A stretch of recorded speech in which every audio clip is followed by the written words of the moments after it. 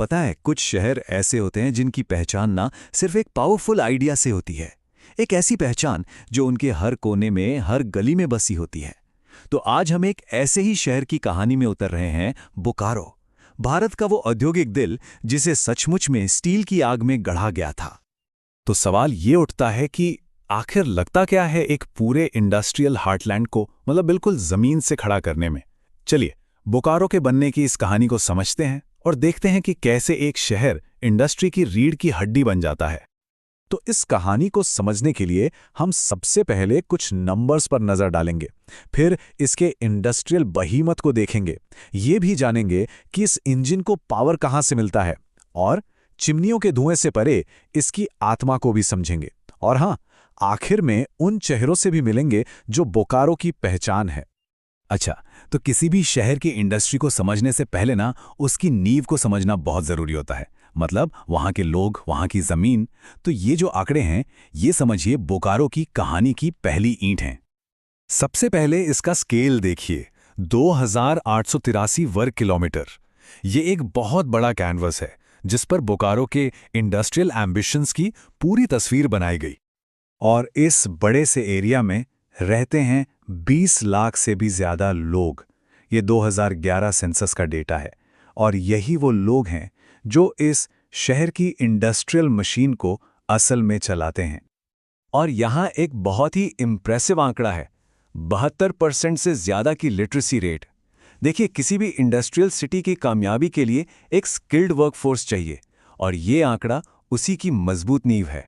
तो 1 अप्रैल 1991 को बना बोकारो जिला देखा जाए तो काफी नया है। इसे धनबाद और गिरिडीह से अलग करके बनाया गया था। ये सारे फैक्ट्स हमें शहर का एक बेसिक ढांचा तो देते हैं, पर असली कहानी वो तो अब शुरू होगी। तो चलिए अब सीधा बोकारो के दिल में चलते हैं, वो पहचान जिसने इसके पूरे इतिहास को शेप दिया है, इसकी इंडस्ट्रियल पावर। ये सिर्फ एक शहर नहीं है, ये एक इंडस्ट्रियल बेहीमौत है। हाँ, पर यह सब रातों रात नहीं हुआ। इसकी नींव पड़ी 1955 में, जब गोमिया में इंडिया का पहला एक्सप्लोजिव्स कारखाना लगा। लेकिन असली गेम चेंजर तो था 1964, जब सोवियत यूनियन के सहयोग से बोकारो स्टील प्लांट यानी BSL की स्थापना हुई। और फिर 1972 में यहां प्रोडक्शन की आग जल उठी। बोकारो स्टील प्लांट को बड़े गर्व से पहला स्वदेशी इस्पात संयंत्र कहा जाता है, पर ऐसा क्यों?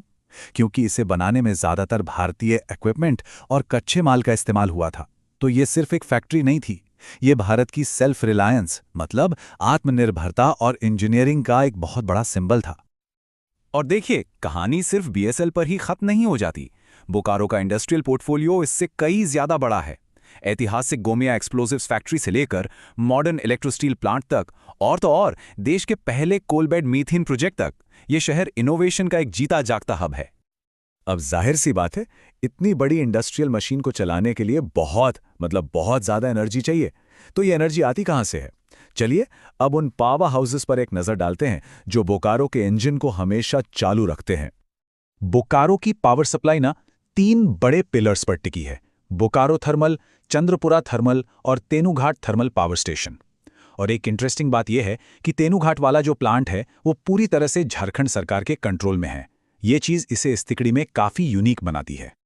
बाकी के जो 2 पावर स्टेशन हैं, BTPS और CTPS, उन्हें दामोदर वैली कॉरपोरेशन यानी DVC ऑपरेट करता है।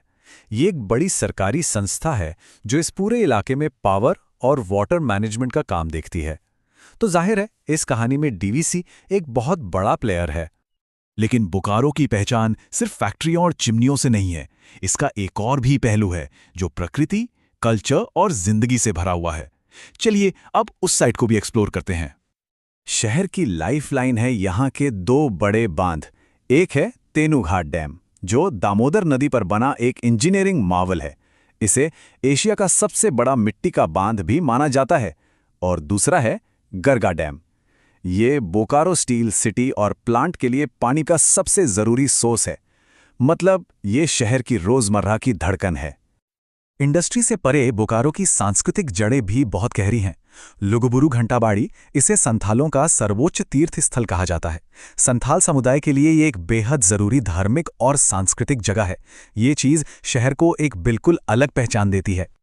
और जब बात आती है लेजर और रिक्रिएशन की, तो यहाँ है जवाहरलाल नेहरू बायोलॉजिकल पार्क, जो एरिया के हिसाब से स्टेट का सबसे बड़ा जू है। एक सिटी पार्क भी है, जिसमें जापान के सहयोग से बनाया गया एक आर्टिफिशियल आइलैंड है। और हाँ, लुगुबुरु घंटाबाड़ी में हर साल एक बड़ा अंतर्राष्ट्रीय धार्मिक सम्मेलन भी होता है। ये सब मिलकर बोकारो की जिंदगी में अलग अलग रंग भरते हैं। चलिए, आखिर में इस शहर को एक मानवीय चेहरा देते हैं, क्योंकि कोई भी शहर सिर्फ इमारतों और मशीनों से नहीं बनता। वो बनता है उन लोगों से जो वहां रहते हैं, काम करते हैं और सपने देखते हैं। बोकारो ने कई फील्ड्स में बड़े बड़े नाम दिए हैं, जैसे अरुंधति भट्टाचार्य, जो एसबीआई की पहली महिला चेयरपर्सन बनी और इतिहास रच दिया, फिल्म एक्टर इमरान जाहिद और क्रिकेटर शाहबाज नदीम, जिनका कनेक्शन भी इसी शहर से है। इन सब ने बोकारो का नाम रोशन किया है। तो आखिर में हम एक बड़े सवाल के साथ रह जाते हैं। आज की तेजी से बदलती दुनिया में एक ऐसे शहर का भविष्य क्या है जिसकी पूरी पहचान ही स्टील से गढ़ी गई हो? ये एक ऐसा सवाल है जो बोकारो की कहानी को आज भी उतना ही रेलेवेंट बनाता है जितना कि इसके बनने के समय था।